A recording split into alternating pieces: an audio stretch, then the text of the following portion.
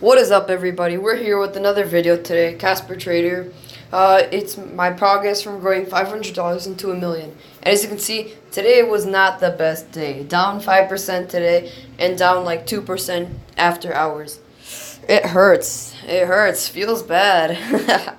Yeah, so basically, what led to this downfall was I bought some UGAS shares around 123, and it looked like it was about to uptrend from here because it had that spike up, and I thought it was gonna continue to go upwards until it hits around $150 area, like it had before around this area and this area around here.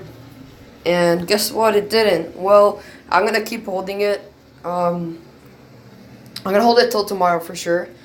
But I may possibly sell it before the weekend because many things can happen over the weekend and you can't really touch your stock. So that's the risk associated with it. And as well, the SPXL dropped. Not much, but like by 1% today. I'm still waiting for that bounce off the supports. And as well, I bought some SPXL options. I bought it at 48 cents. No, 70 cents. Whoops. 70 cents each.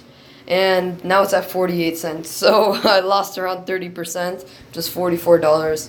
So that's also mostly why I lost money today. Yeah, that was basically it. So tomorrow I'm hoping to wait for D-Guy's reversal, and I'm going to sell if it goes up to around 150 area. And I'm waiting for this SPXL option to go back up as well. And that's basically it. So just like and subscribe if you enjoyed the video. And if you want to see me hit the goal of 1 million and join me along the way, then just like and subscribe, and I'll be posting videos every day. And this weekend there's going to be a video about how I find stocks and how I find the best times to buy and sell them, and the support and resistance and all you need to know about stocks this weekend. Alright, so that's it. Have a nice day, guys, and see you in the next video.